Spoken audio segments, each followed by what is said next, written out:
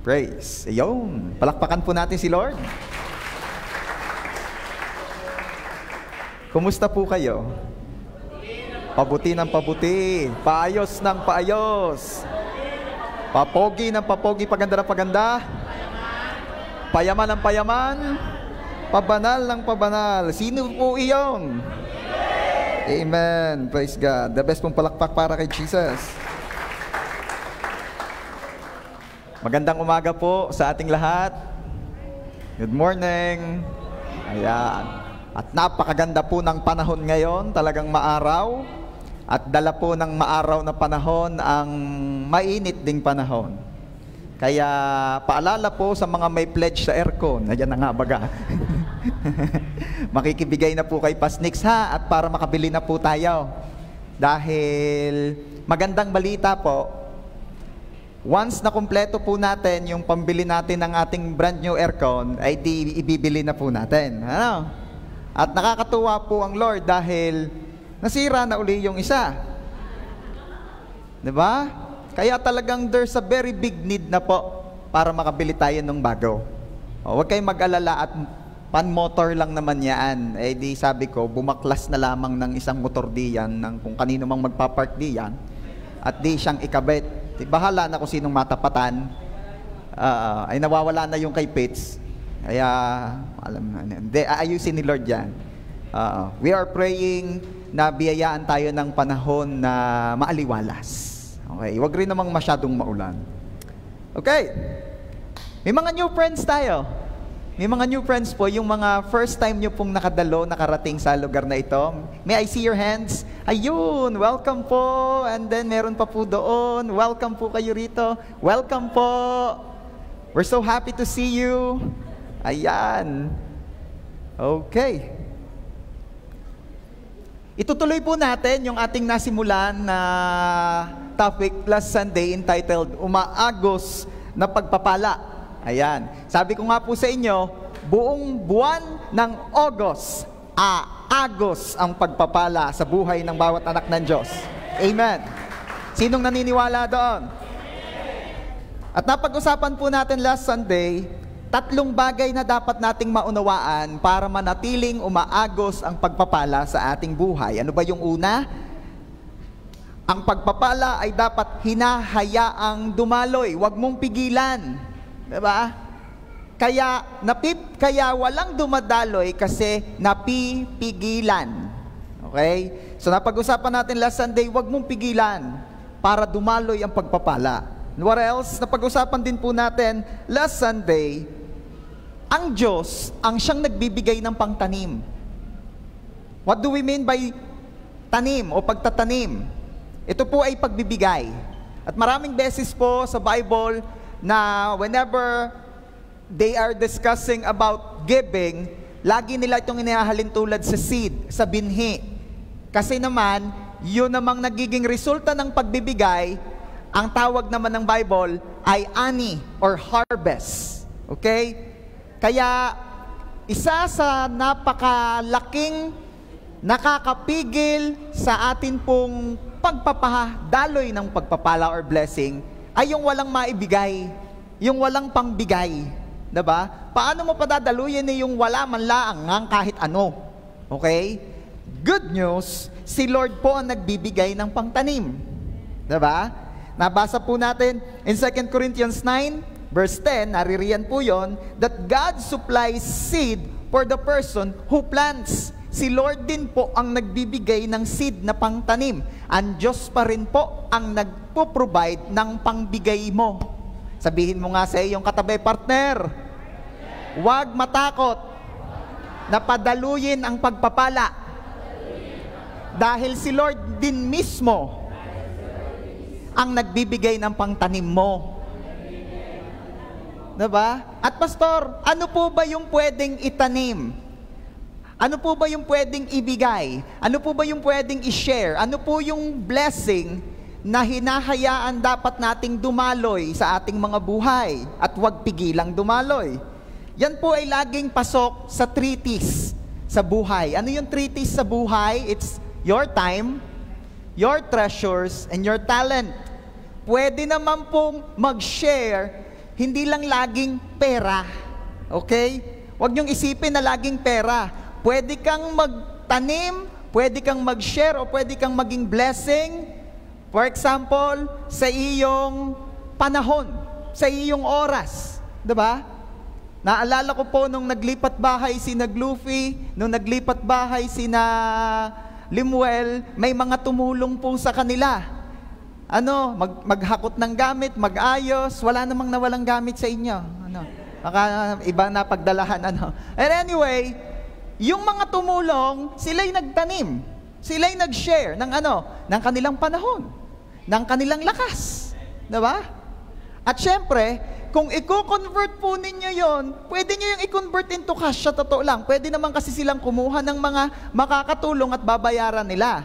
Pero ang magandang nangyari doon, hindi na sila nagbayad kasi may mga tumulong na. And that is sharing the blessing. Sharing your blessing of availability. Sharing your blessing of strength. Alam niyo po si Pastor, hindi po ako masyadong magaling sa buhatan. Hindi po ako malakas dyan. Hindi po ako handyman. More on po ako sa gawaing bahay sa loob. Ayan. Pwede niyo po akong paggayatin, paglutuin. Ayun. Pero yung mga pukpok na ganyan, yung mga hindi. Pero mag-aaral ho ako maghapon. Ayan. Para meron po tayong mapapag-usapan. Pero ano ibig ko sabihin? Kaya yung mga bagay na, let's say, pagbubuhat, paggagawa, pagre-repair, etc. Alam nyo ga po, ako attempt gumawa ng gripo namin sa lababo. Tinatawanan ng nakakitang marunong dahil ang teplon ay nasa labas. Bakit may teplon sa labas? Natulo Tiniplunan ko na sa loob, may tulo pa, tiniplunan ko sa labas. Tumigil ang tulo, di pwede na rin naman. Ganyan po si Pastor Kahandiman, in Jesus' name. Kaya blessing po sa akin yung mga helps ng iba, yung mga handiman. Tapos sila namang mga handiman, let's say, hindi masyadong marunong sa mga pinipil-upan online, etc. Ako naman na nag-a-assist sa kanila. Kaya, you can be a blessing in so many ways. Basta pasok yun dun sa 3 T's. Diba? What else? Your talent. Sabi nga ni Ken kanina, yun daw mga may talent, hindi daw dapat yan itinatago. Yan daw ay inilalabas. Okay? Kaya kung meron kang boses, dapat itinetape yan. Ano ibig sabihin na itinetape, inilalagay sa cassette tape? Hindi, depende naman sa boses yan Meron pang cassette tape, merong itinetape na para tumigil na. Joke lang po. At meron din naman kung kumanta daw ay ang boses ay ang lamig. Sino yung may kilala kang ganun? Ang boses ang lamig-lamig. Let's be sure, just be sure na malamig talaga, hindi nakakangilo. Okay. Anong punto ko? Church, you can be a blessing in so many ways. Huwag mong itago yan. Pag may talent ka, i-share mo, ipagamit mo sa church, ipagamit mo sa pinagagawa ni Lord. Marunong kang sumayaw? Huwag naman laging TikTok lang ang nakikinabang sa talent mo. Alam nyo, ang dami-dami, pinayayaman ang TikTok. Pastor, yumayaman din naman sila, sasayaw lang, nagkaka-income sila. Mas marami hong income ni TikTok. Papayag ka naman yun na siya ay nag-provide ng platform, tapos siya hindi makikinabang doon. Samantalang kung gagamitin mo yung talent mong yun sa ipinagagawa ni Lord, marami ang makakakilala kay Lord, marami ang may encourage. Gusto ko rin palang pumunta doon sa church na yun, may nasayaw pala doon, gusto ko sumayaw din. Are you there? Nariyan pagka kayo? Hindi ka usap pagka ako? Ayan. So once again, laging may binigay ang Diyos sa iyong pangtanim. Nasa atin na lamang kung itatanim mo. Kaya ito po ay related do sa number 1, huwag mong pigilang dumaloy ang pagpapala. May binigay lagi sa iyo si Lord. Lahat binigyan ni Lord ng pantanim. Sabihin mo nga, lahat binigyan ni Lord ng pantanim. Pero bakit hindi lahat nagtatanim? Kasi po, ito ang katotohanan. Yung seed na supposed to be pantanim, nakakain. Diba? Kung itutuloy po natin yung verse na yan, basahin nga po natin, 1, 2, 3, basa. God supplies seed for the person who plants. He supplies bread for food. Okay, tama na muna. Nakita ninyo, dalawa ang pinuprovide ng Diyos. Pahahapyawan ko lang to, napag-usapan naman na natin ito last Sunday, pero pahapyawan ko lang ulit. Si Lord na nagpo-provide ng binhing, pantanim, at ng pagkaing, pangkain.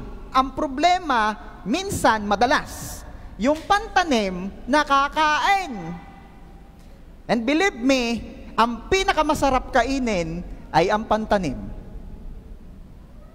Bakit ko po nasabing ang sarap kainin ng pangtanim? Kasi ang hirap itanim. So kung mahirap itanim, masarap siyang kainin. Tama ba? Tama ba? Oh. Yung i-offering mo na, aalala ko yung kwento na naman ng lumpia. Nasa loob na raw ng envelope, hinugot pa at ibinili ng lumpia. Oh. Pero yung namang nagkukwentong yon ay ngayon naman, nako, for God's glory ay napaka-generous. At talaga namang siya ay umaani because of her generosity. Okay? Anong punto ko rito? Humihirap o napipigilan dahil nakakain. Kaya kailangan din dito ng matinding disiplina. Ano pa? Yung maunawaan mo na kapag nagtanim ka, ay talagang aani ka. You know what? Another reason kung bakit may mga Kristiyanong hindi mapanampalatayaan itong pagtatanim, itanong ninyo sa akin, Pastor, bakit po?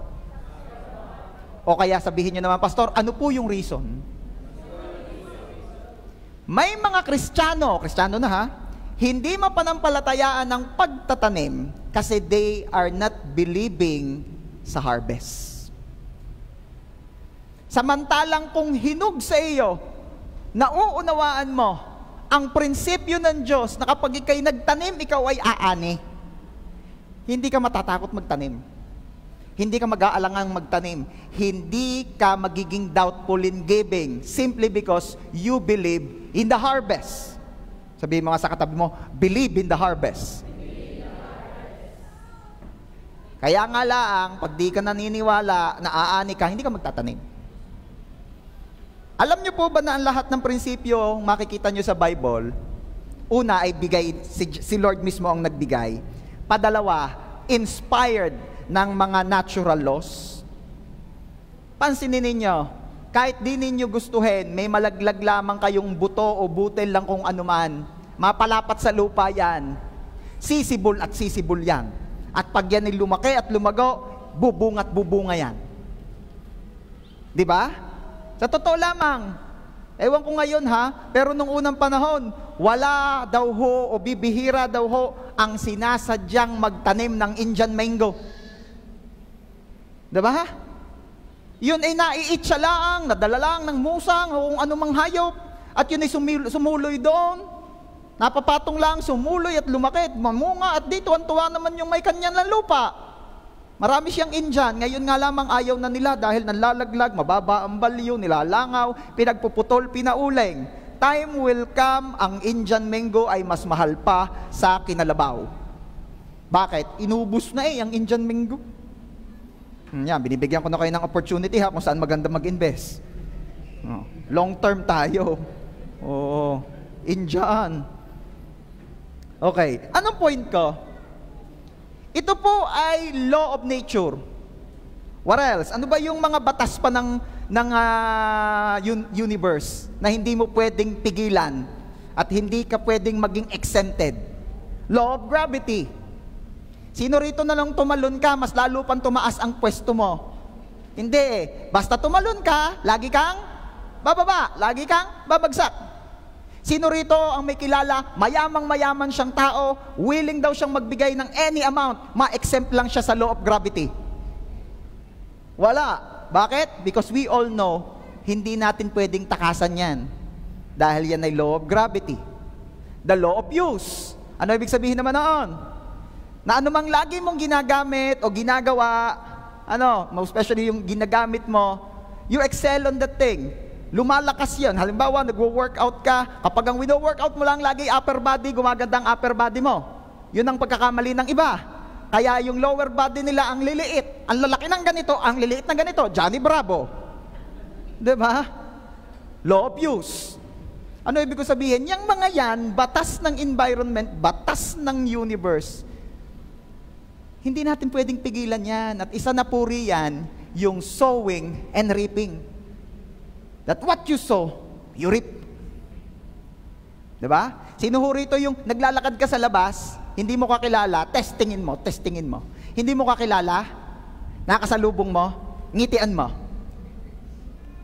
Aani ka rin ng ngiti. Diba? Medyo pili-piliin mo lang, baka naman ma-misinterpret ka, lalo pag maganda ka. Baka naman tas ilalaki ang makasalubong. Bungo naman. Oh. Maniwala kayo, lalo't maganda ka, nangitian mo yon, gaganyan yon. Biglang pogi yon. Okay. Ano punto ko? Simple lang ha, simple lang. Nagtanim ka ng ngiti, aani ka ng ngiti. Lalo yung mga Amerikano, nako, napakababati ng mga yan. Pag puti at di ka binate, most likely Briton yun. British. Medyo suplado sila. Hindi ko nila lahat, pero medyo lang. Ang Amerikano, nako, hey! Nako, napakababati. Okay. Ang Pilipino,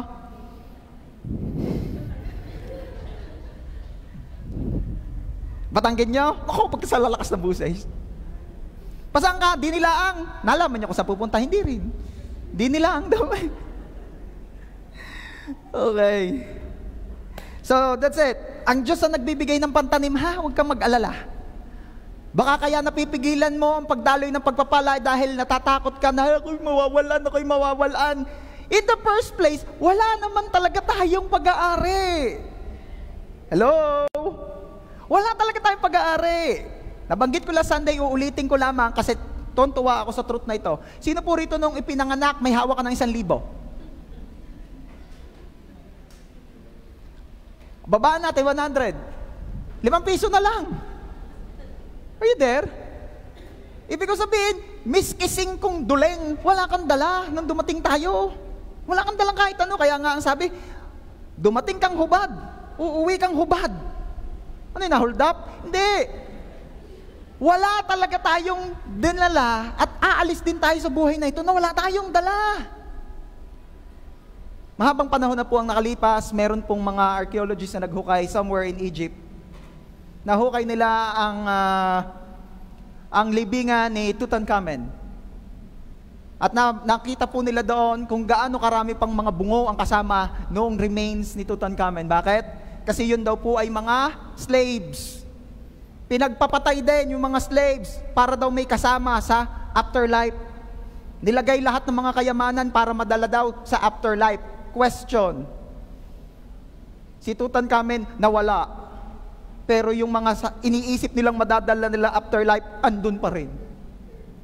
Diba? Sino rito yung sabi mo sa iyong lulo, malapit ka nang umuwi kay Lord, bigay mo na sa kanyang ginto mong ngipin. At yan naman hindi mo rin madadala. Siyempre, wala namang gagawa nun, ano. Pero ito ang punto ko, wala kang dala. Nung dumating ka, at wala ka ring madadala pag alis mo. Eh bakit iniisip mo na ang hirap ibigay nitong blessing na ito? Pinipigilan mong dumaloy ang blessing na ito dahil ito'y akin. Pastor, pinaghirapan ko. Alin? Ito, ano man yan? Kaya ito'y akin. Masasabi mo lang ang iyo kung sadyang nung dumating kay dala mo at pag alis mo'y dala mo pa rin. Yang iyong katawan nga, hindi iyo. Bakit? Hindi mo rin madadala. Kaya nga ang sabi ng Bible sa atin, yang iyong katawan hindi na iyo. Ikaw ay binili na with a price. Kaya yan, temple na ni Holy Spirit, hindi na iyo yan, gamitin mo to worship God. Sabi mo nga, gamitin ang katawan to worship God. Sasamba na nga lang sa Diyos ka, papangkal pa.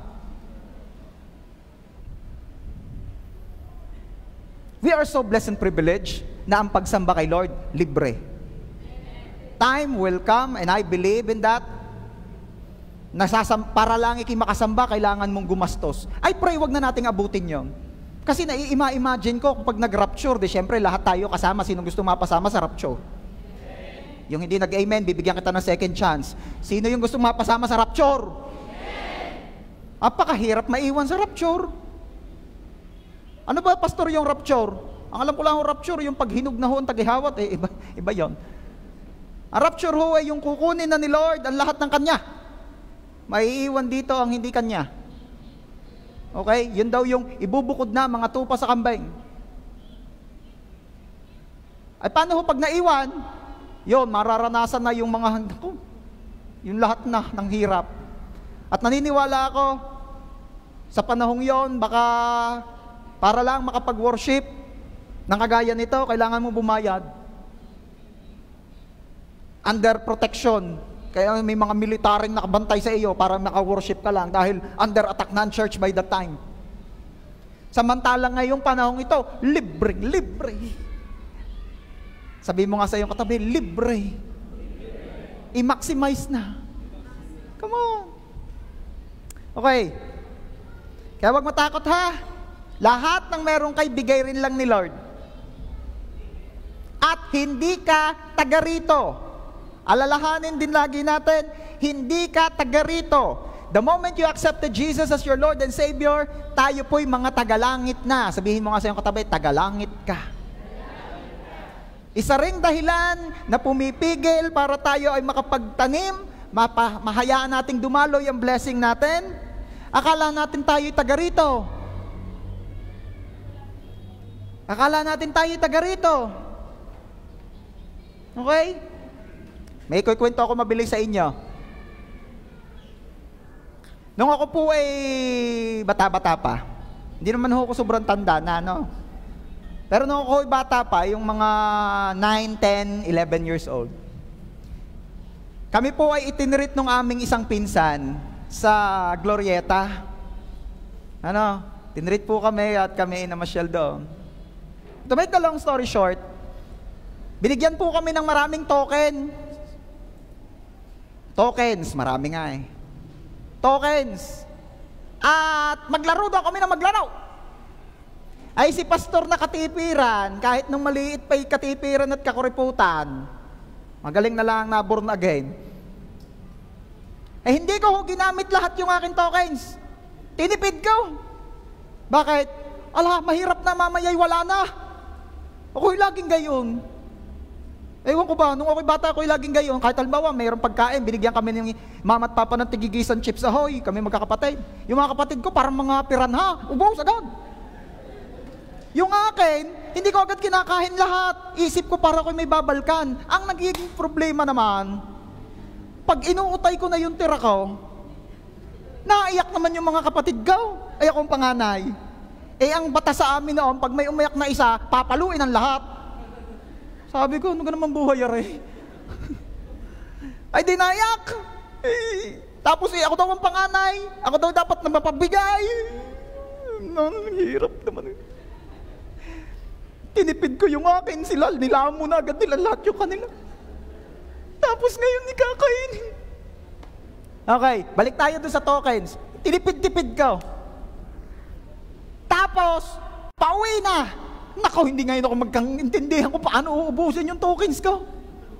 Pauwi na. Sabi mo nga, pauwi na daw. Hindi na magkaintindihan paano uubusin ang tokens. Okay? Alam niyo sa buhay, ang dami mong tokens, kapatid. At maniwala ka sa akin, kung bibigyan ka lang ng Diyos ng pangunawang maganda, malinaw, at bibigyan ka ng biyaya ng Diyos na malaman kung kailan ka uuwi, malamang para kang si pastor, hindi magkaintindihan ng pag-uubos ng tokens. Ang problema, sino gang nakakaalam kung kailan ka uuwi? Kaya nga, ang dapat pala daw natin gawin, live every day as if it is your last day. Lalo na kung ikaw ay pinagkatiwalaan ni Lord ng blessing, gamitin mo na. Sabi ng mga anak, sabi ng mami, bili mo na ako ng cellphone eh. Hindi gayon. Ang ibig sabihin niyan, gamitin mo na accordingly sa kung anong ipinagagawa ni Lord. Invest the kingdom of God. Mag-invest ka dun sa mga life group leaders na alam mong hindi naman talaga financially able pa, but doing their best na madala ang mga kapwa nila kabataan palapit kay Lord. Matitiis mo ba yun?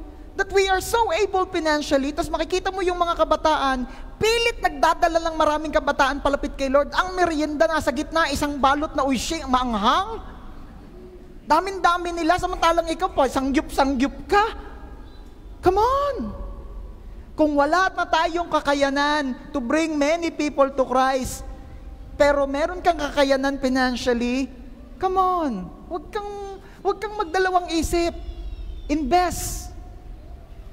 Hayaan mong pagdating sa langit, pinapalakpakan yung mga soul winners, pinapalakpakan din yung mga kingdom financiers. Come on. May good news po ako sa inyo. After service po, meron po tayong assorted playboard mamon. May nagtanim.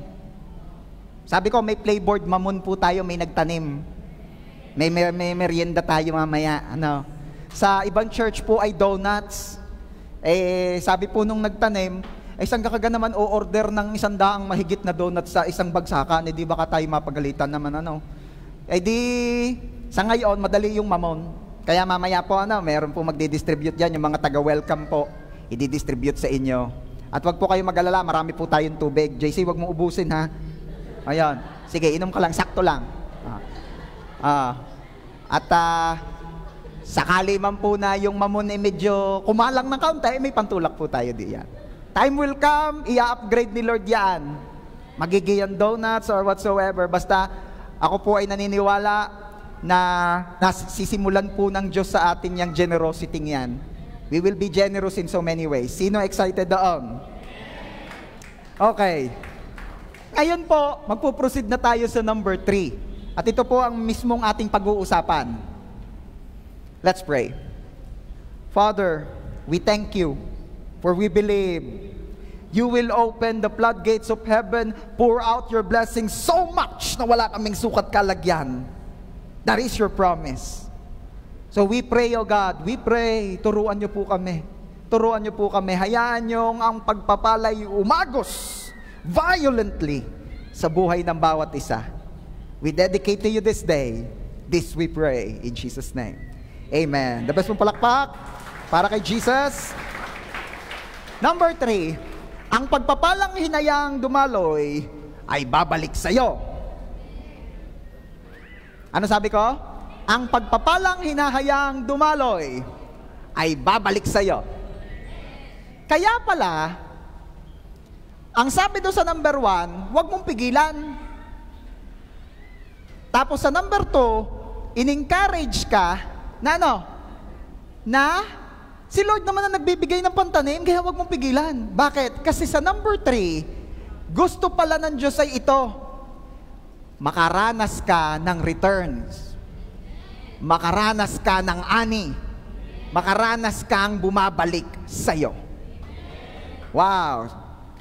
Sabi po sa Luke chapter 6 verse 38, give and you will receive. Your gift will return to you in full. Pressed down, shaken together to make room for more, running over and poured into your lap. The amount you give will determine the amount you get back. Ganda po ng verse na ito. Ito yung madalas nating naririnig, pero maraming turo pa rin at marami pa rin pong mga realization lesson na makukuha natin diyan. Anong sabi po? Si Jesus mismo may sabi niyan, magbigay daw tayo at tayo'y tatanggap. Sabi mo nga sa iyong katabi, magbigay daw at ikaw raw ay tatanggap. May mga hindi nagbibigay kasi di nila mapanampalataya ang sila'y tatanggap. Kasi ang sabi ng mundo, keep, para di ka mawalan. Keep it, tago mo, ingatan mo, hawakan mo, para hindi ka mawalan. Pero may sasabihin ako sa inyo, anong bagay na ang pinakahawak-hawakan mo na hindi talaga nawala sa iyo? Anong bagay na ang pinakahawak-hawakan mo na hindi talaga nawala sa iyo? Yun ngang 1,000, nakikiusap ka na, wag kang aalis, wag kang aalis, wag kang yun na.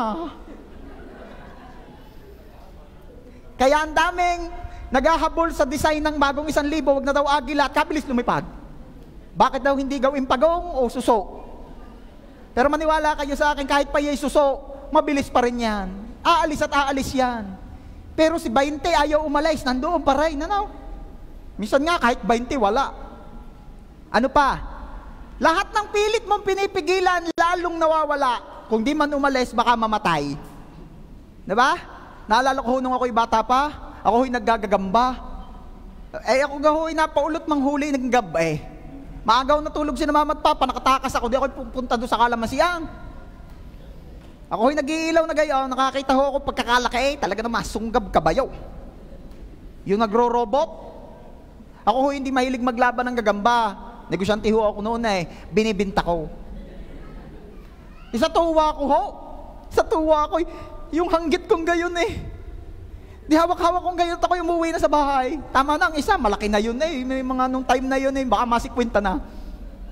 Nakaw, pag-uwi ko, binuksan ko na ang aking palad. Hinawakan ko maigi at dahil na baka mawala, sikwenta na. Pagbukas ko ho ng aking palad, alam nyo gaho, yung kuluntoy na yung mga kalays. Hindi na mapapakinabangan na kahit aray, babaran mo ng oregano. Kahit bayabas daw ng bayabas, di ba? May mga gamot doon kahit painumin mo ng hamog. Kuluntoy na ang kalays, gayon na. Ay naman na. Pero kung hindi na wala ng pag-asa, nalagay ko pa rin sa lagayan ng puspuro kinabukasan, ginuyam. Anong punto ko? Ano yung pinakaingat-ingatan mong hindi nawatay, hindi nawala sa iyo? Yun yung maya daw, yung ibon, wag mong pakapisilin, mamamatay din. Kahit sa pag-ibig, ganun din. Pakasakal-sakalin mo yan at malpas. Diba? Kaya mga girlfriend, mga boyfriend, wag toong pakalingkisen. Baka yan ay kung hindi man sumakabilang buhay, sumakabilang bahay. Huwag pakayapusin. Minsan hindi na tayo aware, idolatry na. Akala natin iniibig pa natin. Akala mo iniibig lang kita, sinasamba kita, higit pa sa akala mong iniibig lang kita, idolatry na. Ang natawa, alam kong edad ninyo dahil yun yung kantang sinauna. Pero, wala, lahat umaalpas, lahat mawawala. Kailan lamang maiingat at masisigurado mong hindi mawawala? Lagay mo sa kamay ng Diyos. Lagay mo sa kamay ng Diyos, dun lang yan tunay na maiingatan, dun lang yan makakaroon ka ng assurance na hindi mawawala. Diba? Yaran namang hong asawa kong aray, haharing kalasinggo, pagkakapangkal pa. Hindi ko talaga pinakayayapos yan. Mawawala rin yan pag pinabayaan mo. Ayun na nga ang gusto, huwag gayon. Lagay mo sa kamay ng Diyos. Pilit natin kasing inaayos ikaw gang gumawa dyan. Ang magagawa mo lamang, ang maiayos mo lamang ay kung ano yung ginawa mo. Tandaan mo yan. Kaya kapag gusto mong maayos ang buhay ng isang tao, ilagay mo sa kamay ng lumikha sa kanya at Diyos ang siyang aayos diyan.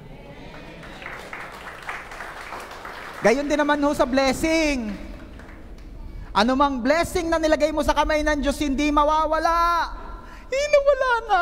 Kita ko nilagay doon sa box, tapos ipinasok na ni Sister Prezi sa opisina. Wala na. Akala mo lang nawala. Hindi po ganun na naging attitude ng bata na inagawan ng mga disciples. Kusahong binigay noon. Hindi ho yung binigwasan ni na Peter yun, kaya binigay na yung tinapay at isda. Hindi ho. Kusa yung nagbigay. At ang reaction niya, hindi ako nawalaan. And you know what happened? You know what happened? Di ba? Napakain ang more than 5,000. Bakit more than 5,000? Kasi ang 5,000 po doon lalaki lang. Hindi ibinilang ang babae, hindi ibinilang ang bata. So that's more than 5,000. Approximately around 7,000 to 8,000 siguro yon. And you know the story? After mapakain ng lahat ng sobra, Sabi po doon sa Bible, busog na busog, hindi sakto lang. Inipon daw po ang lahat ng natira at nakaipon pa sila ng 12 bakol. Alam niyo yung bakol? Ha? Sabi nila tikin. Maliit ang tikin. Bulldozer ho yung dito sa Batangas kung tawagin.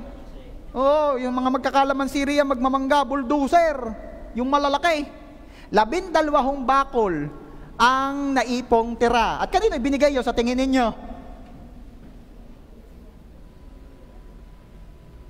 Doon sa nagbigay, doon sa bata. Kaya yung bata, inutusan lang ata ng ina na bumili ng kung ano baga. Ano? Ay na-amaze kay Jesus. Pag uwi, sabi siguro ng ina noon, inutusan ko lang. Abay, ano kung dami niyan dala mo? Ay inay, nalaman ko na ang prinsipyo ng Panginoong Hesus. Magbigay ka at hindi mawawala sa iyo, ibabalik pa ng siksik, liglig, at nag-uumapaw. Huwag ka matakot sa pagbibigay.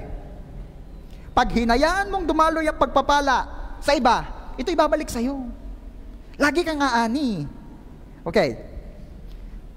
Tingnan natin ang ESV or English Standard Version ng Proverbs 11:25. Kasi po last Sunday, tinignan natin yung NIV, ang nakalagay doon, those who refresh others will be refreshed also. Ngayon, tingnan natin, ano ba sabi diyan? Proverbs 11:25, whoever brings blessing will be enriched, and the one who waters will himself be watered. Okay? Bakit ko pinili yung version na ito? Kasi may water. Kung sino daw ang hinahayaan niyang dumaloy yung water of blessing sa iba, ay ano raw? Siya din ay didiligan din. Diba? Sino rito yung gustong madiligan din? Aba, ay napakasarap noon. Lalo pag garning kabanas. Ano? Yung ibe-bless ka, yung ikaw ay naging channel of blessing ng iba, tapos may gagamitin din ng Diyos para ikaw ay mapagpala.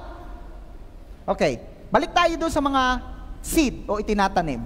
Alam nyo, marami naman pwedeng itanim eh. Ang pinaka-common nga lang ay money. Kasi, yung money kasi, yung means of exchange natin. Diba? Nung unang panahon, ang tawag daw doon, yung mga gold na piloncitos. Ngayon naman, money na, pera na talaga. Kasi, yun yung naglalagay ng value. Halimbawa, meron ka service, yung service na ginawa mo, may value yon, so, merong pera. Okay? Halimbawa, naggupit ka, may bayad. Halimbawa, ay inihatid mo ng tricycle mo, may bayad. Ganyan, minasahe mo, may bayad. Okay, pero marami kang pwedeng itanim. Halimbawa, pagka yung nagre-reserve ka ng upuan, diba? Pag nag-reserve ka ng upuan, ano ba nilalagay mo para hindi maupuan? Bag, usually bag. Ano pa ang nilalagay mo? Tubig. Diba? Sino cellphone? Nilalagay cellphone. Wala na yun. Okay. Wallet na, wallet. Tindi mo. Okay. Pero ang punto ko, tapos biglang may dumating, inupuan yung ni-reserve mo. Ano mararamdaman mo? Ha? Sige nga. Liars go to church. Ano mararamdaman mo? Mayayamot ka, magagalit ka, at ang feeling mo, ikaw ay nawalan. Pinaghirapan kong i-reserve, inagahan ko nga at nang maipag-reserve ko yung in-invite ko. Tapos uupuan mo, sister. Uupuan mo, brother. Feeling mo nawalan ka. Huwag ka mag-alala, hindi ka nawalan. Nagtanim ka lang. It's all about your attitude eh. Pipili ka lamang ng kung ano yung magiging kaisipan mo sa nangyari. And wag namang negative. Yung iba kasi, halimbawa, may umutang, hindi ka binayaran. Ano sabi mo? Iyo na. Ano tapos? Anong karugtong? Pakandila na. Hindi ka aani doon pag gayon. Bakit? At kung umani ka man, masama. Dahil masama ang iyong tinanim. Kaya yun ng mga nagpautang at kinansel na with a declaration na pakandila na, huwag kang mag-alala. Aani ka. Huwag ganon. Ibahin mo. Talo ka pa rin dun eh. Galit ka na, aani ka pa ng pangit na ani. We cannot mock God. Ang Bible na may sabi noon, what we sow, we reap. Kung anong tinanim mo, siya nga anihin mo. Kaya pag nagtanim ka ng pakandila, alam mo na nga anihin mo. So anong kailangan gawin? Nagpautang ka, hindi nagbayad, at sabi mo iyo na, ano dideclare mo? Blessing mo na yan.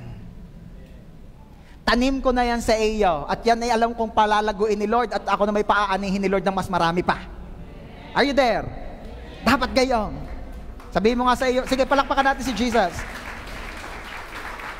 Para na-release mo yung galit, hindi na masama ang loob mo, nakapag-release ka pa ng blessing doon sa umutang sa iyo, at may pwede kang intayin, abangan na ani. Are you there? Sabi nung iba, ang daming nagkautang sa akin, kinansel ko na, ba't walang nabalik sa aking pagpapala? Ang tanong, paano mo ba kinansel? Paano mo bang ibinigay? Pastor, may kilala ko, lagi naman hong nagbibigay sa kamag-anak niya, pero ba't hindi rin siya nabe-bless? Ang tanong, paano ka magbigay? O ikaw, wala ka na talaga namang wala nang mangyayari sa buhay mo. Asa ka na lamang sa akin, napakapangkal mong tawa. Wala ka kakwita-kwita, ayan ang pira, sige. Bumili ka na ng lasaw at nang bawasan ng mga isipin ko. Baka naman gayong magbigay. Hello? Sino daw ang mahal ng Diyos? God loves a cheerful giver. Mahal ng Diyos yung nagbibigay ng may kagalakan. Okay? Kaya sana may magbigay ng... Hindi. Ayoko nang magbibigay. Ako mag-a-adjust. Hindi, okay na yan. Para kita nyo naman yung damit ko ngayon. Oh. Gusot mayaman. Kaysa naman ako magdeklara ng gusot mahirap. Diba? Yaan nyo na. Bakit lagi pinaakyat nyo din mas pugi sa akin? Kaya nawawala ang focus sa akin. Yun po ay may asawa na ha. At yun po ay magkakaanak na. It's a girl. Praise God. Tama ang hula ko. Ako ay team girl eh. Sabi ng mga kasama kahapon, ba't naka-blue po kayo, pastor? Ang asawa ko, team boy. Nung ako dumating sa bahay, ang nakagaya ko ng damit, blue. Wala nang magagawa. Parang si Mark, Reb, ako po team girl din, wala lang akong pink. Nagpapaliwanag nung lumabas ang result eh.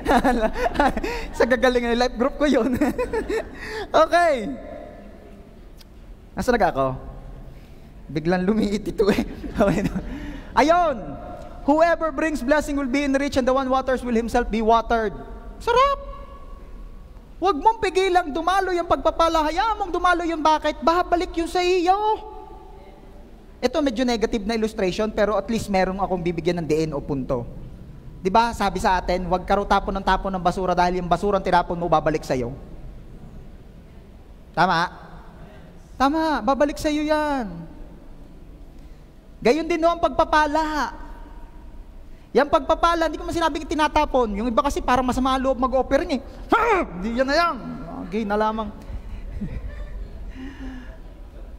Yung pagpapalang hinahayaan mong dumaloy at ma-share sa iba, ay babalik sa iyo. Okay. At pag bumalik, hindi tulad ng dati. It will return to you in full, pressed down. Di ba? Yun ang sabi din sa verse. Puno at siniksik. Ibig sabihin, madami yun. Puno na, siniksik pa. Bakit sinisiksik pa? Kasi dagam pa. Tapos ano daw? Shaken together, nililiglig. Ay, talagang gusto yung punong-puno yun. Nililiglig pa eh. To make room for more. Para daw magka-space pa sa mas marami pa. Sino may gusto ng blessing na ganon? Ang magtataka ka talaga rito hanggang ngayon hindi pa ako makamove on. Siniksik, niliglig. Siniksik na siksik na siksik. Ay running over pa raw eh. Umaapaw pa. gaano kahasaganang pagpapala yun? At hindi si pastor ang nagsasabi niyan. Ako naman yung tagapagsabi lang. Si Jesus mismo ang nagsasabi nito sa atin. And who believes in Jesus? Sinong naniniwala sa mga sinasabi ng Panginoong Jesus? Paniwalaan mo ito. At ano ang pinagsimulan niyan? Makakaranas ka ng gayang pagpapala if you give. Sabi mo sa katabi mo, be generous. Tiningnan ko rin po sa International Standard Version, yung Proverbs 11:25. At ang sabi po roon, basahin natin, a generous person will prosper. Sino ang generous? Ay, naku, hindi naiintindihan. Kanina pa ako naimik din eh. Sino ang generous? Kakaunti talaga. Ano sabi? A generous person will prosper. Sino gusto yumaman? Tanyo mas malakas. Pagpabigay, napapaisip na naman. Huwag kayong mag-isip dyan. Kayong matakot. Mamaya, naku, ang ganda ng padulo. Bibilisan ko na at nang dumulo na. A generous person will prosper, and anyone who gives water will receive a flood in return.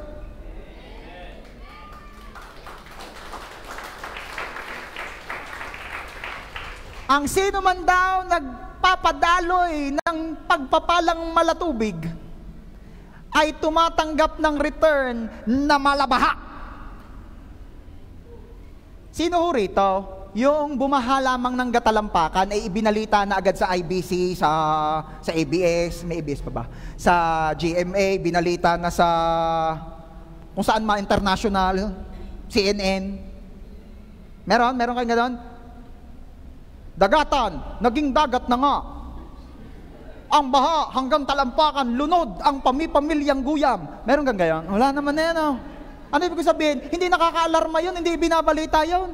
Ano mga nakikita niyong ibinabalita international? Yung talagang ang mga baha, yung dagis-dis na. Okay, church. Pag pinadaloy mo raw ang blessing, according to the verse that we read, ang ibabalik ng Diyos sa iyo, dagis-dis na. Baha. Mas marami, mas masagana.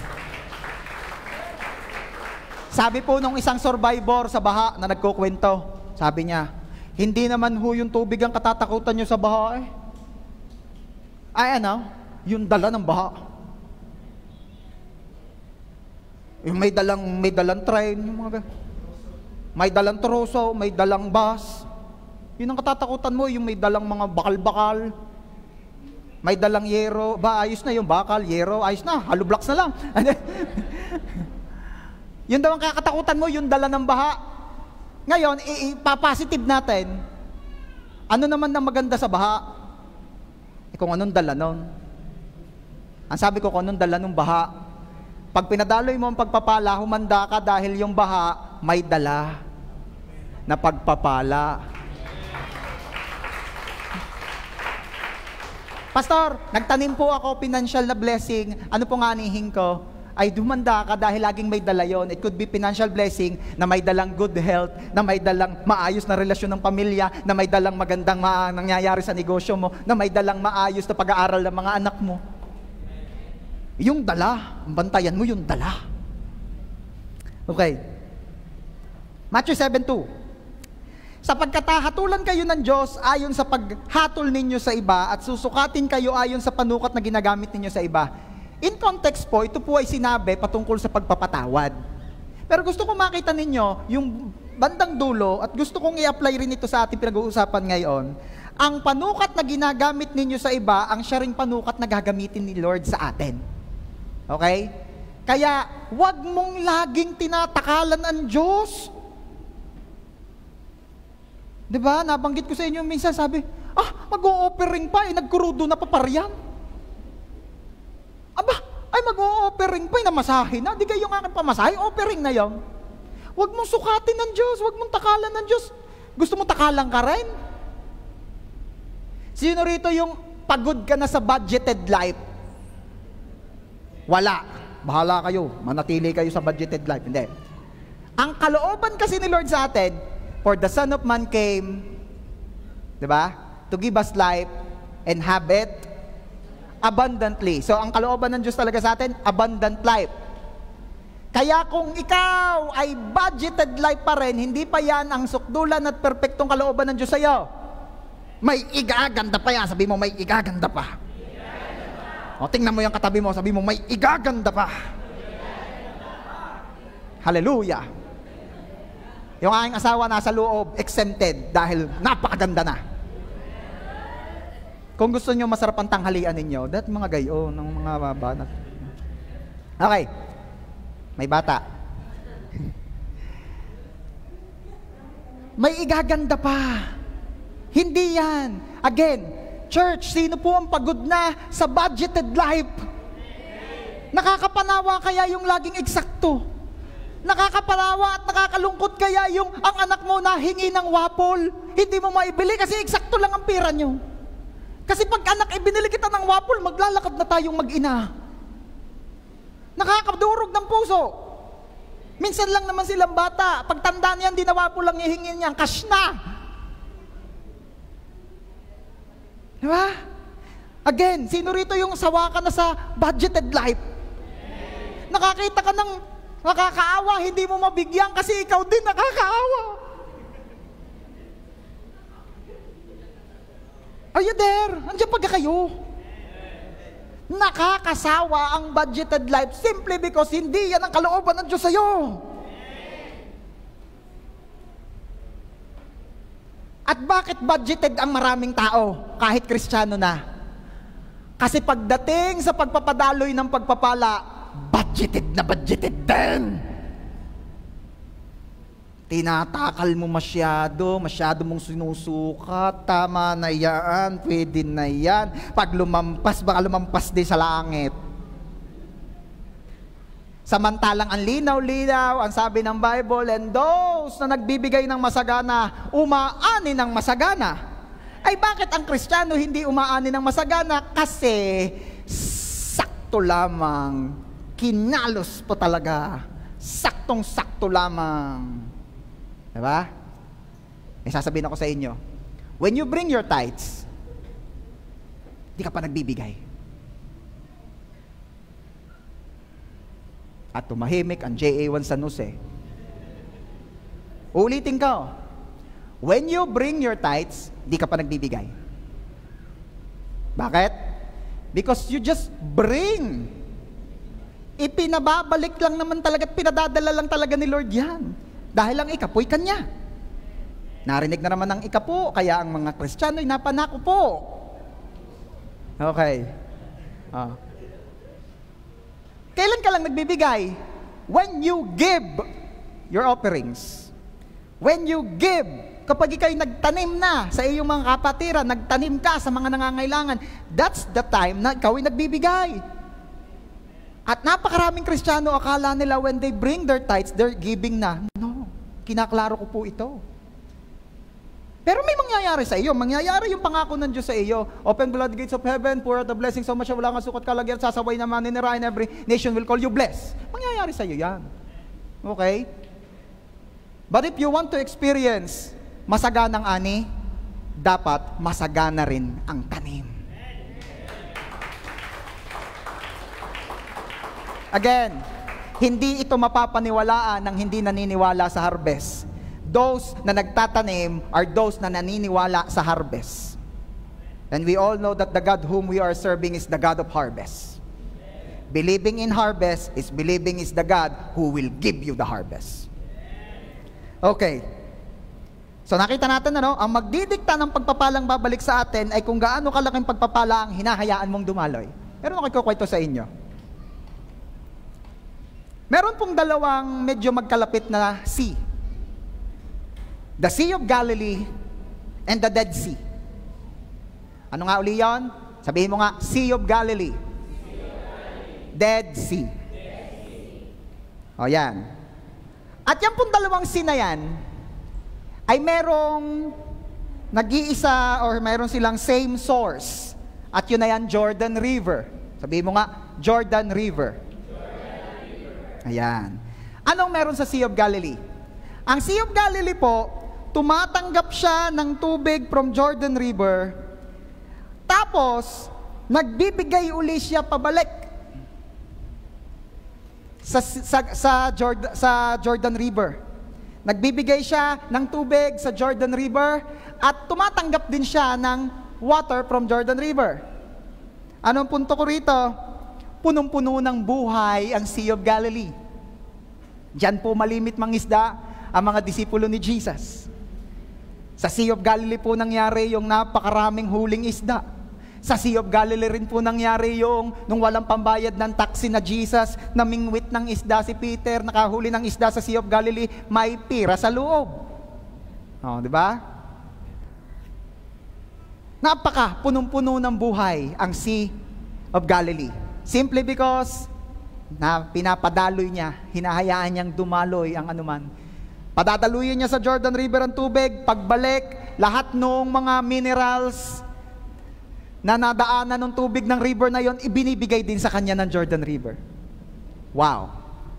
Ano naman ang meron sa Dead Sea? Ay di Dead Sea. Kung yung Sea of Galilee punong-puno ng buhay, ang Dead Sea punong-puno ng asin. Punong-puno ng asin at walang nabubuhay daw. Okay? Bakit? Ang Dead Sea kasi only receives water from the Jordan River. Pero wala siyang ibang outlet, hindi siya nagbabalik ng tubig sa Jordan River. Receive lang siya ng receive. Wala siyang ibang outlet kundi evaporation. Kaya nang nangyayari, yung tubig pumupunta sa itaas, nagiging clouds, nagiging rain, anong naiiwan? Salt. Kaya tumaas ang concentration ng salt sa Dead Sea. Kaya walang nabubuhay daw. Magkano ang isang balot na asin ngayon? Baka daw libre. Pero baka sobrang ibang klase yata ang salt doon, di pwedeng sa tao. Di pa ako nakakarating doon eh, I'm praying makarating ako doon. Pasasalubungan ko kayo ng asin. Okay. Anong point ko? May mga taong walang kabuhay-buhay kasi hindi nila pinadadaloy pabalik ang pagpapalang natatanggap nila. Kagaya ng Dead Sea. Sino rito yung gustong maging parang Sea of Galilee? Punong-puno ng life. Punong-puno ng buhay. Simple lang kapatid, ang sikreto ni Sea of Galilee. Yung tinatanggap niya kay Jordan River, isineshare niya uli kay Jordan River. Hinahayaan niyang dumaloy ang pagpapala. May sasabihin ako sa inyo, ang makukunat, ang buhay umaalat. Sabi mo nga sa iyong katabi, ang makukunat, ang buhay umaalat. Ba naririnig kang gayon, ang pagkakaalat ng buhay na talagang inalat na lagi, inalat na, ay baka makunat. At ito naman po ang bagay sa atin. Ito ang bagay sa inyo, makinig. Ang mapagbigay, ang buhay laging hayahay. Ano sabi ko? Ang mapagbigay, ang buhay laging hayahay. Pansinin ninyo kahit hindi Kristiyano, basta mapagbigay. Anong term ng mundo? Anong term ng nasa labas? Ay pagkaaluan ng kagaan ng pera sa taong are. Kagaan ng pera sa taong are. Unbeliever yon, hindi naniniwala kay Jesus, hindi naniwala man pero hindi tinatanggap si Jesus, hindi pa born again. Pero ba't ang aluan ng buhay? Bakit ang aluan, hindi maganit ang pera sa kanya? Giver. Samantalang yung nakakarinig na ng word ni Lord, pinipigilan pa. Padaluyin mo na. Narepa kayo? Okay. 2 Corinthians 9 verse 8. And God is able to bless you abundantly. Sino pong naniniwalang kayang-kaya kang pasaganahin ni Lord? Again, sino po rito naniniwalang kayang-kaya kang pasaganahin ni Lord?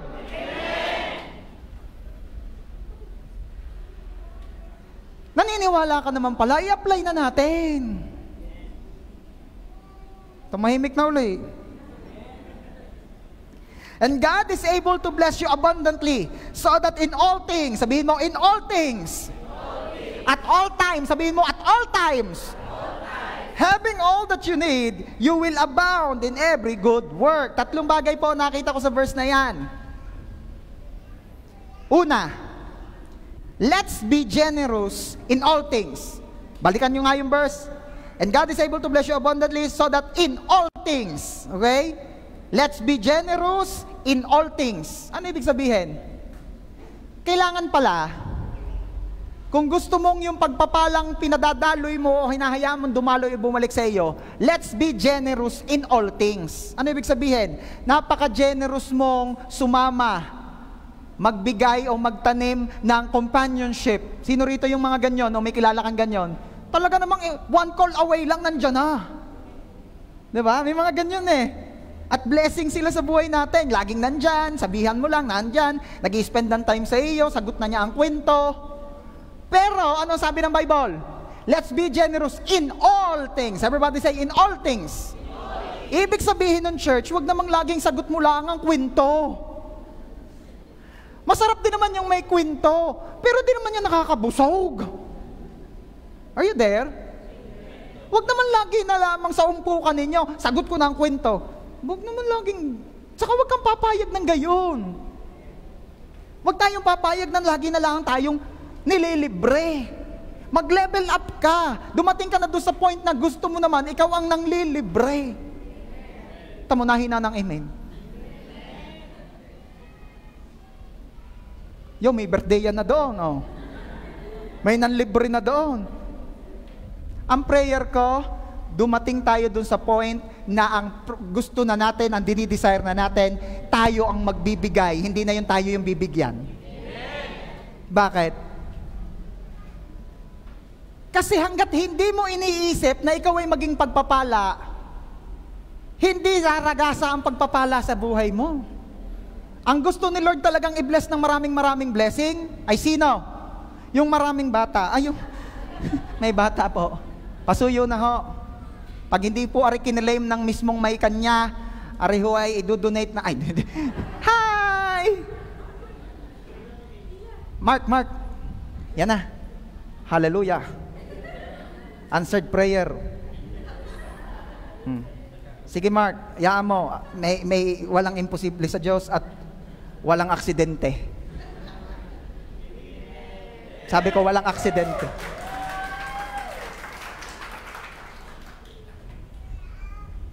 Dumating na tayo dun sa point na tayo ang naglilibre. Okay. So let's be generous in all things. Ang sabi ng Bible, in all things. Huwag kang laging generous lamang. Meron namang kabaligtaran. Nasaan ka? Andini sa bahay. Bakit ka? Kailangan ko ng tulong. Magkano kailangan mo? Napaka-generous sa pera, pero hindi naman nagpapakita. Are you there? Ang sabi ng Bible sa atin, in all things. So let's be generous in all things. Maganda naman din yung bumisita ka, may dala ka. Hindi man puro bisita ka. Alam nyo naman, sa una lang masarap yung bisita. Let's be true. Let's be honest. Sa una pa dalawa masarap yung bisita. Pag laging nabisita at bisitang-bisita lang katawan ng dala, hindi na rin nakakatuwa. Tama? Lalo kung dire-diretso pa, masyadong self-entitled, dire-diretso, di mala nag-aalis ng sapatos. Tapos may mga bata ka, sinusunroks mo pa nga ang sahig. Diba? Yun kasi manners. Yun eh minsan hindi na tututunan unless ituro. Kaya nga itinuturo ko na rin sa inyo. Napaka-bless natin sa church, pati gayon itinuturo dito. Pag kayo'y pupunta sa bahay ng may bahay, tanggalin ninyo ang inyong panyapak. Hindi yung kayo dire-diretso kung saan pa lupalop galay. O, galing kayo San Jose, puro ipot yan, tapos dire-diretso ka sa loob ng bahay, may batang nagapang daon. Yun ni kiskis maigi nung ina, talaga namang minamagnify ang glass pa kung may mga bacteria and germs. Tanggal naman ang sapatos. Pastor, madumi ho ang kuko. Di magmedyas ka. Saka linisin ang kuko, ba't hindi linisin? Mamaya karirinig mo ng magtanim, yung palang kuko mo pwede ng tamnan.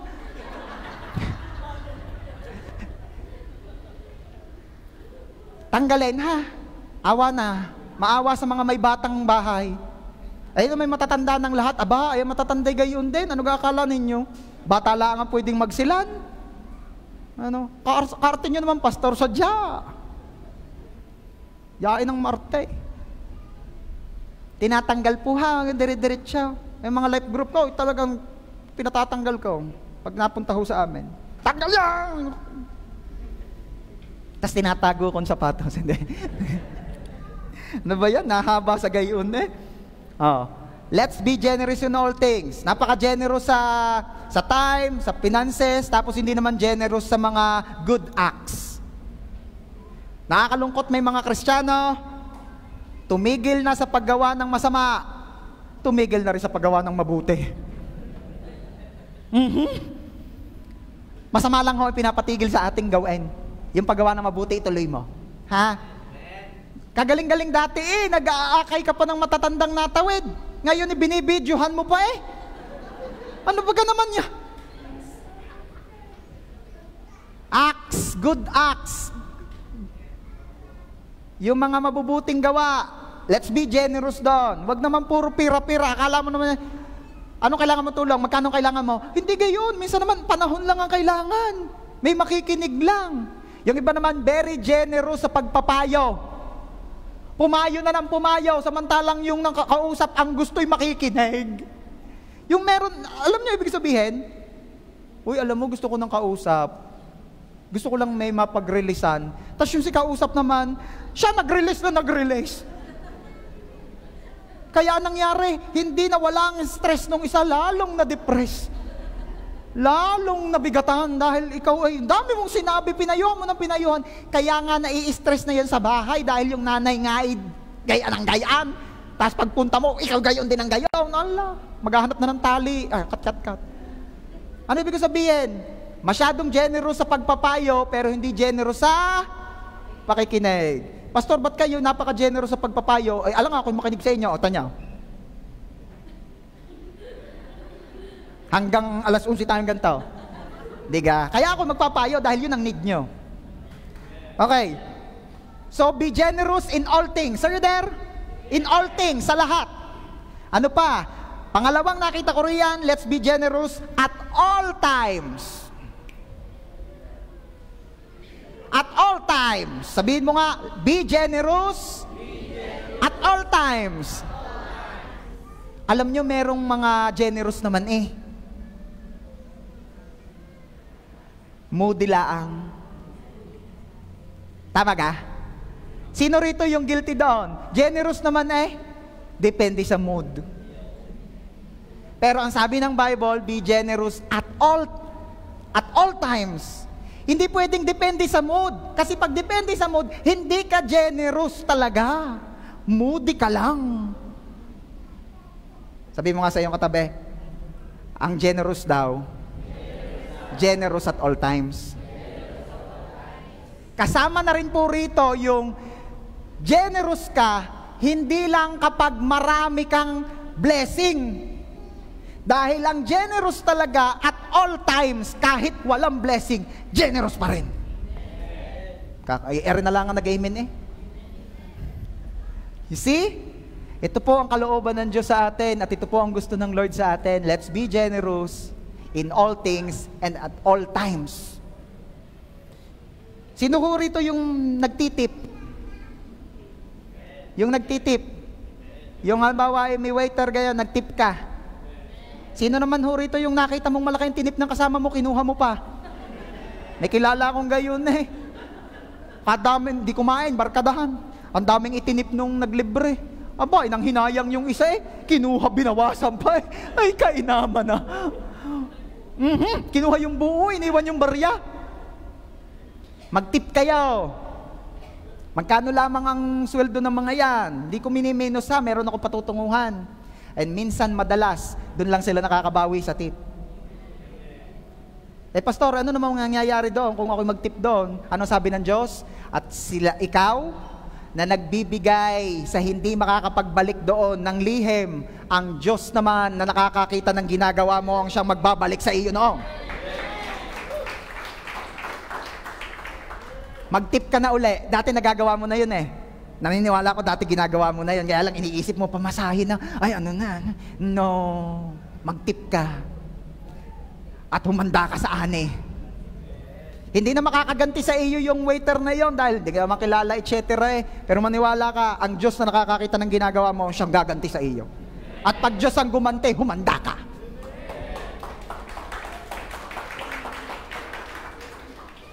Ano pa?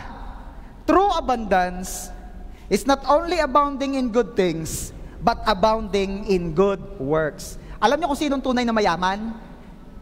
Ang tunay na mayaman ay hindi lamang mayaman sa mga mabubuting bagay, kundi mayaman din sa mabubuting gawa. Marami kang kilala, maraming pera, pero gawang maganda. Ang tunay na mayaman po are those who are not only abounding in good things, but also abounding in good works.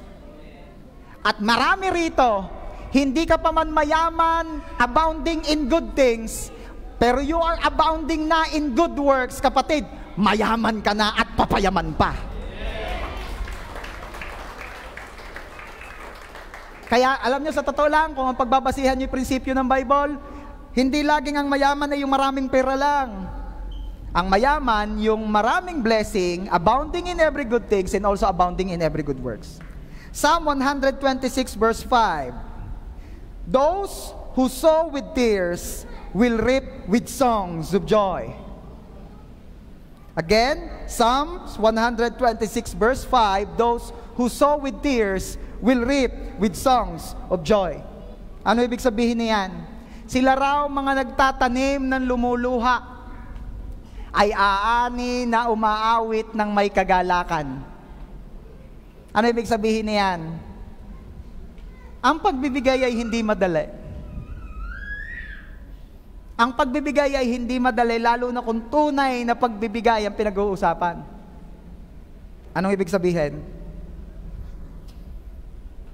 Sa tingin mo, kapag nagbibigay ka out of your abundance, just a small portion of your abundance, do it hurt you?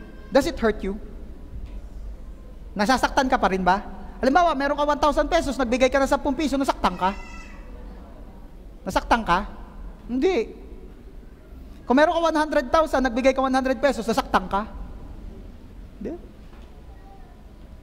So, hindi yan ang ginabanggit niyan sa verse na yan. Alin yun? Those who sow with tears. Pag nagtanim ka, nagbigay ka ng nakakaiyak, ng masakit, iyon talaga ang sowing in tears. Yung masakit. Mahirap. Yung kung susumahin mo ay nung tiningnan mo ay pambudget mo na 1 linggo. Pero ang sabi ni Lord sa kanyang salita sa Malakay, bring. Ang ano daw? Your tithes. Nung kinuwenta mo, pambudget na 1 linggo, labis pa. Sakit! Sabi mo sa katabi mo, sakit! O kaya naman, nagkaroon ng taniman, may tataniman, bibili ng aircon o kung ano man, 1,000. Iniisip mo, baon ko na 1 linggo. Sabihin mo naman doon sa kabila, sakit! Nakakapaluha. Di ba? Alin pa? Ang tinasabi rin those who sow with tears, nagtatanim ng may luha. Madaling magtanim, magbigay, pag may blessing ka na. Yung bagong sweldo, bless, tanim baka mo. O may benta ka, paldong-paldo, yan na. O yung kumita ka na sa kung ano man pinagkakakitaan mo, di ba? Madali yan. Pero ano yung sinasabi ng verse na itong sowing in tears? Yung wala ka pang sweldo, pero magbibigay ka. Wala bang sweldo? Yung wala pang benta, pero magbibigay ka. Yung magtatanim ka, kahit na ASF ang mga baboy mo, buhay na buhay pinabaon, 3 buwang mahigit mong pinaghirapan, at ngayon magtatanim ka. Yun mga kapatid ko, ang tinatawag ng Bible na sowing in tears. At ano ang promise ng Bible? Those who sow with tears will reap with songs of joy. Ay aani ng may kagalakan.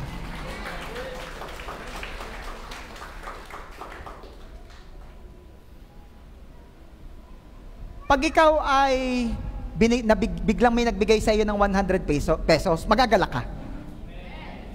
Hindi, ang ibig ko sabihin, magagalak ka, yung magdadadamba ka sa galak, yung gano'n, woo, may 100 ako! Magagagayong ka? Magagagayong ka? Siyempre, pastor, hindi ko gagawin yung ginawa mo, kahiya-hiya ka. Hindi. Magagagayong ka, 100 pesos, may nagbigay sa iyo. Magagagayong ka? Okay, taasan natin, nahihinaan kayo sa 100 eh. May magbigay sa iyo yung 500 pesos, magdadadamba ka sa tuwa. 500 pesos, magdadadamba ka na sa tuwa? Ha? Sa gitna ng plaza habang na-under yung water, yung fountain? At maraming na tao? Wala. Okay. Alam ko mga mukha talaga kayong, hindi. Eh kung may magbigay sa iyo ng isang bagsakan, 10,000 pesos, magdadamba ka sa tuwa? Sa gitna ng FPJ Arena, at maraming tao, magdadadamba ka, 10,000 pesos, magdadadamba ka ng gano'n. Woo! Magdadadamba ka ng gano'n? Ha? 10,000! Magdadadamba ka? Hindi pa rin, hindi mo kaya, nakakahiya eh. Anong ibig ko sabihin?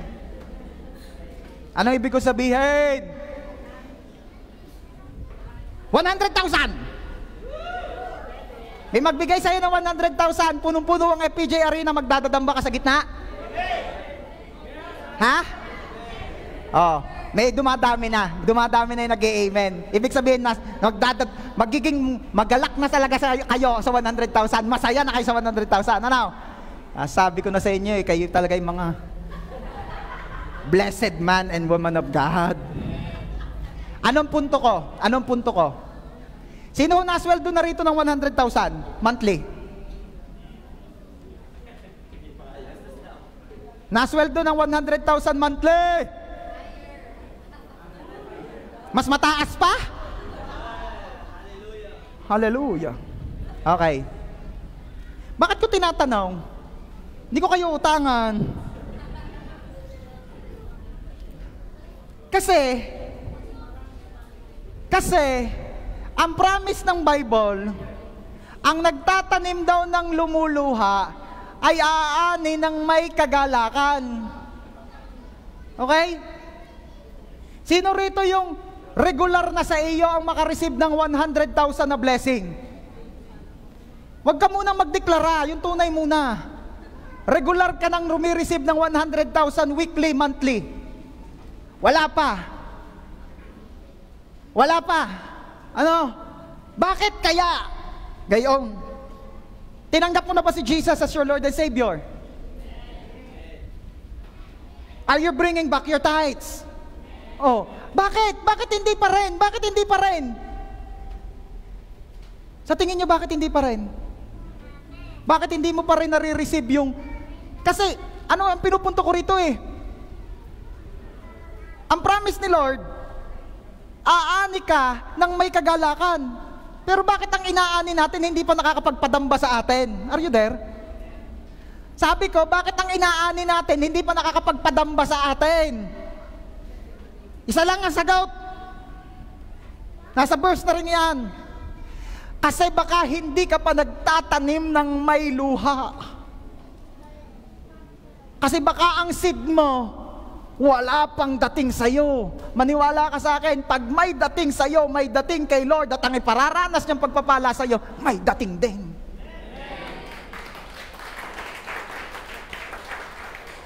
Humanda ka dahil si Lord naman ang may sabi nito, kaya ako'y ganito ka-confident. Ilang araw na po kung wala kaming ginagawang mag-asawa kundi maghanap ng matataniman. Tanim kami ng tanim. Pastor, marami kayong blessing, ano? Wala nga eh. 2 linggo nang mahigit na wala eh. Ang aking asawa nag-post doon sa group ng mga super moms, paano daw ayusin yung inuman ni Elise. Sabi ko, picturean mo nga yung wallet natin, tanong mo kung paano ayusin din ito. Ayaw naman. Promise. Pastor na kayo. Kayo lingkod ni Lord, ba't wala? Kasi pinagtatanim kami ni Lord, alam ko yun. Pinagtatanim lang kami ni Lord. At gusto ni Lord na paanihin kami ng nakakadambang blessing. Kaya pinapagtanim kami ngayon ng nakakaiyak na pagtatanim. Ang daling magtanim pag maraming blessing. Ang daling magtanim sa masaganang panahon. Pero yung magtatanim ka sa wala, yung mais na sana ilalabon mo na, gagawin mong patabulo kung ano man, pero hindi mo kakainin at itatanim mo, manda ka. Nagtiis ka ng gutom ngayon, nagtiis ka ng medyo kulang ngayon, pero humanda ka dahil sa pag-ani mo naman. Ang iba, sakto lang, ikaw, masaganang masagana.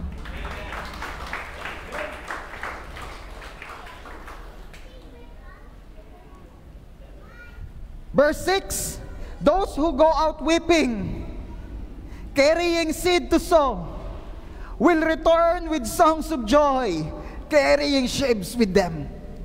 Sila daw mga umiiyak habang daladala ang kanilang pantanim, ay babalik naman na punong-puno ng kagalakan, daladala ay ang kanilang aning masagana. Amen? Pastor, I will wait for the timing ni Lord nang ako'y magtanim ng gayaan. Pero meron ako sasabihin sa inyo, and magbibigay ito ng kalinawan sa atin. Genesis 8:22, tulungan niyo po ako magbasa, malapit ako matapos. 1, 2, 3, basa. As long as the earth endures, seed time and harvest, cold and heat, summer and winter, day and night will never cease. Yung mga minention na yon, yung mga enumerate na yon, lahat daw yon hindi matatapos, hindi titigil hanggat may lupa. Hanggat may lupa. Pastor, sa Maynila, simentado ng lahat, wala ng lupa, pero ba't minasuloy pa rin damo sa mga pagipagitan? Kasi may lupa pa rin yun sa ilalim. Hanggat may lupa, ang pagtatanim at pag-ani ay hindi matatapos, hindi titigil. Pero meron ako gustong pansinin nyo talaga rito eh. Everybody say, seed time. Seed time. Then, sabihin naman natin, harvest. Harvest. Pansinin ninyo, may seed time, pero walang harvest time. Bakit seed lang ang may time, ang harvest wala? Kasi po, ang seed may panahon. Mapapansin ninyo, hanggat di ka nagtatanim, wala kang aanihin. Pero kapag nagtanim ka na, nagsisimula na ang oras mo ng pag-iintay. May iniintay ka na, may iniintay ka na. Tik-tak, tik-tak, mamaya may bubunga na, mamaya may aanihin ka na. Ang harvest, walang time. Ang harvest pwedeng mapaaga, pwedeng medyo late, pero dadating. Ang harvest walang time kasi ang harvest tuloy. Hanggat di mo pinuputol yung niyog, pag bumunga yan, dire-diretso na yan. Sino nakakita rito nag-aabuno ng niyog? Sino rito nakakita ng may malawak na niyoga? Nakita mo, ano ginagawa mo rin? Ginagahukan ko ang niyog ko. Naluluko ka. Pag tinanim mo ang niyog, iintayin mo na lamang yang bumunga, at pag bumunga yan, dire-diretso na yan hanggat di yan namamatay, hanggat di yan pinuputol, bubunga ng bubungan, ha-harvest ka na ha-harvest. Pero nagsisimula lamang ang waiting time mo when you plant a seed. Kaya may seed time. May seed time. Kaya sa mga nagsasabi, iintayin ko po ang leading ni Lord. Iintayin ko po ang perfect timing. No, kapatid, kung gusto mo na may iniintay ka ng harvest, magtanim ka na.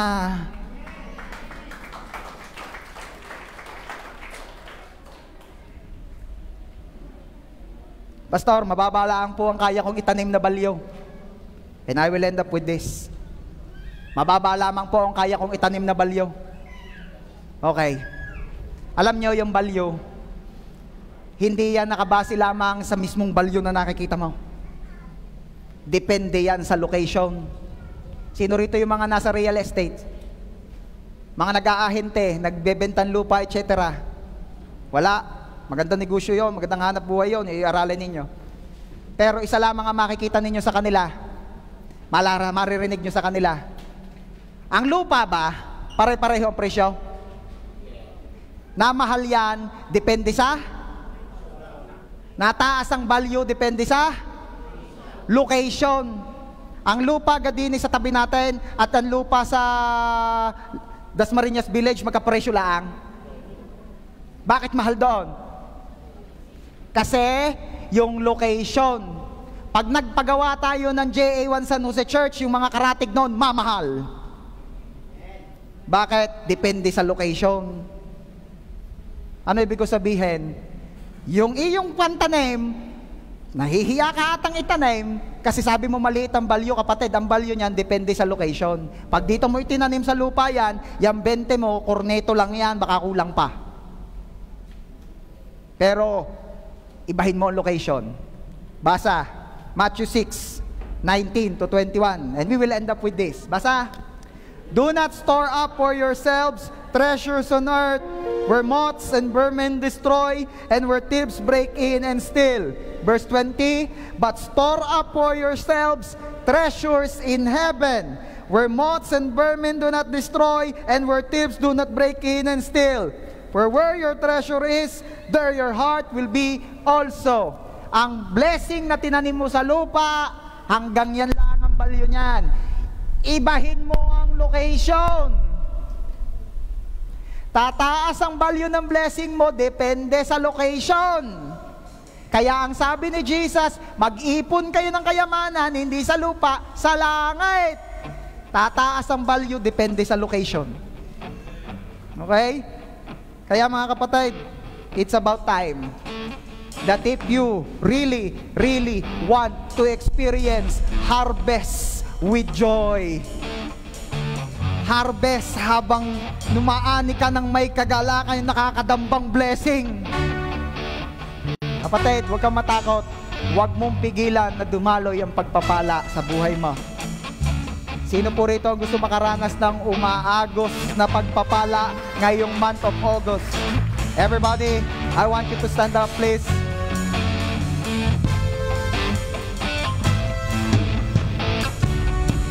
Hallelujah. Sino po rito excited?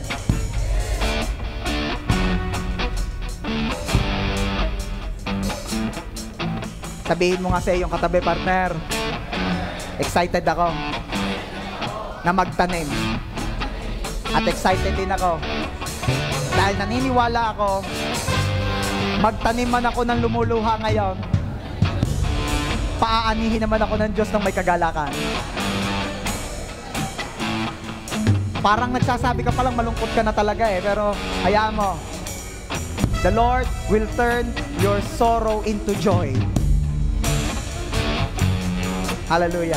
Sige, palakpakan natin ang the best Jesus. Let's pray. Lord,